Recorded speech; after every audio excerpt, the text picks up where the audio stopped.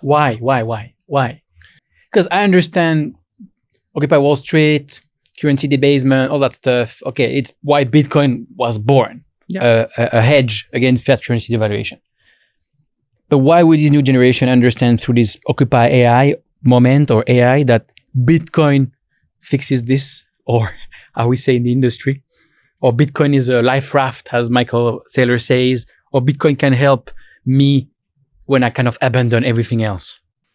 Yeah, I think that it will because they will realize it is a better store of value than anything else the millennials compete with from the remnants of Occupy Wall Street, right? Occupy Wall Street was still a crisis of home. It's a home value crisis.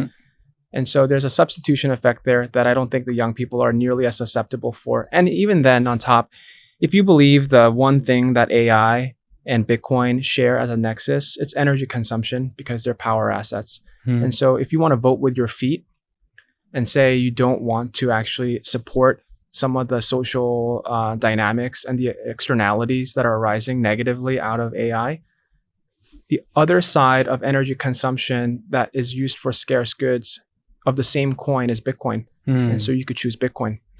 And then I think even though we're talking about Bitcoin, my hope is for the younger generation, we can revive and rejuvenate the spirit of crypto and cypherpunk money at large. So now it's not even just a store of value construct, but this generation can really carry the peer-to-peer monetary mechanism mission at large, which is that it's useful for things beyond just a store of value. And they'll kind of be able to rejuvenate all that in the construct of the need for decentralization that is going to be at the center pin of combating AI. Because I think even for millennials, decentralization is a talking point, but it's not something that is so native to us because like we've talked about, we've lived with a lot of centralized intermediaries as well and have benefited from it. But you have this whole group of investors that might come arise who actually are against that from the very beginning. Decentralization is not just a talking point. It's going to be their ultimate right to livelihood. Why is decentralization so important when it comes to AI? Well, because I think the entire point of AI is that it's ultimately centralizing all your data and harvesting it to replace you. It's not funny, but I'm just... No, I don't know how else to react. So, like... But that's kind of the point, to love than right? To cry. That's the point. And if you believe in decentralized efforts to which you may then have attribution power, in which you're being paid a certain amount of kind of remuneration for the contribution of that information, then I think that's part of the decentralized question at large. You know, this makes it sound like I'm very bearish on AI. And the truth is, like, I do think we need technological progress, and I am very hopeful and optimistic AI will be useful for society at large. The key unlock, though, is we need to make sure that gain comes with the ability to provide attribution for those who are doing the work. So the problem right now is we're centralizing profits at a level for which the consumption is happening at every individual's layer without compensation. And if we can solve that problem, then I think there's a great, bright road ahead for AI to be embraced. But we need to solve that attribution problem. If my data is being fed into things for which I'm making the model smarter, I need to be compensated somehow in a way that I feel as though I've contributed towards that machine that may end up displacing my labor. That kind of stuff, in theory, can happen only with crypto. For sure. Because of its ability to have attribution qualities. Yeah.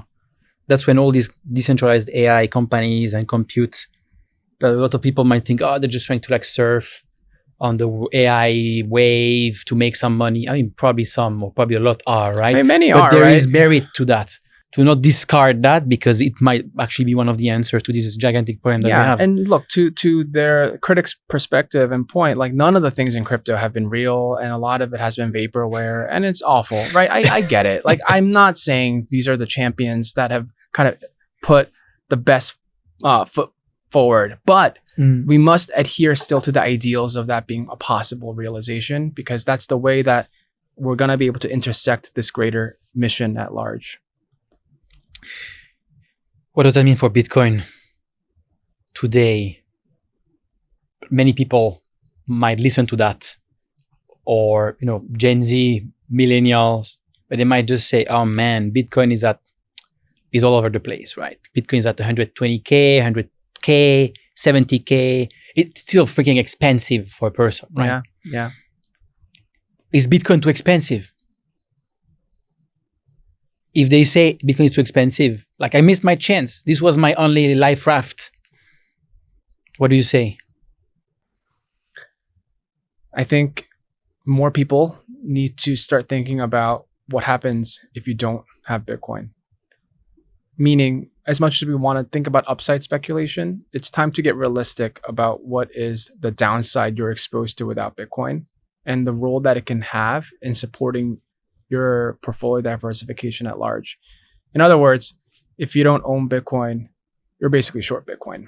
And I think this is hugely important, that no matter what the wealth creation effect may be from a multitude level, that having it in your portfolio is going to be advantageous, if not just for the fact that fiat debasement is happening at an unprecedented level in ways that history has shown you time and time again. These monetary resets tend to happen in cycles. And if you study the history of the dollar hegemony, right, from Bretton Woods to 1971 to the Nixon shock moment, all of that will tell you that the entire mirage we're living in of the dollar hegemony rests upon our fiscal deficit being managed and controlled. And we are on the path in which this is going to reach escape velocity that is not manageable. And in that, if that is the case, the fastest horse that you need to think about considering having exposure to should be something like Bitcoin or other alternative assets that are resistant from the global carry cycle. Hermes bags, Pokemon Hermes cards, bags. Rolex watches. Maybe last question. You say, think about the downside. But does it, you're a CIO, you talk about diversification, you talk about, you're a very wise person in the investing world, or at least how you see investments. Does that make sense for someone, instead of being defensive, to be offensive using Bitcoin as a large part of their portfolio? There are a lot of folks in the crypto industry I meet who have Bitcoin as a great share of their wealth in savings. And it's like a barbelled approach where they'll have a bunch in Bitcoin and then a bunch in like money market funds. And they won't entertain any risk segmentation in between. You know, I'm still of the view that there is some level of diversification that is going to help you achieve a greater degrees of freedom for pushing out the frontier of your capital allocation framework. So people should aspire to have more diverse exposure away from just like a 2-asset barbell model. But if you forced me to pick just 2 assets to have in my portfolio and only 2, I would say Bitcoin has to be one of those 2 in the ways that I think it is going to be the most uncorrelated and orthogonal asset in performance that is going to be unrelated to everything else that is happening at the global capital markets stage. The other asset that I would still then consider, if you needed to feel like you were part of society at large, is you do need dollars. Yeah, absolutely. So you probably should find something that is dollar based and income generating and income producing that is dollar based. For example?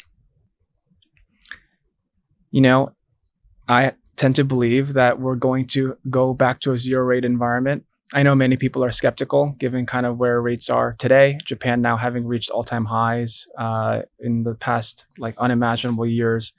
US, 10-year also still feels relatively higher than what people should have expected it to be. But my belief is that if the global carry trade is going to sustain itself into kind of pushing the can further down the road, it only works if rates go lower. And so if that's the case, 30-year bonds right now is a great thing to purchase for that speculation. And it is a speculation on my end. And this is because if rates go down, prices of the bond goes up, right? Right. Just for people who don't know that. And that's actually, I think that's my way of maybe betting on America. Like I think America will win. I think in the end, yes, US will always find a clever way to solve problems using ingenuity. And our greatest export is the dollar. It is it is going to be stable coins. It is going to be other things to which people want to save money and US-based assets and remuneration. So I'm very bullish on the US. And one way to express that is to go long dated bonds. You move fast, your money should too. KAST lets you spend stablecoins across 170 plus countries with a card that works at 150 million plus merchants. No waiting, no bank friction. Just money that keeps up. KAST, keep it stable. Check the link in the description to learn more.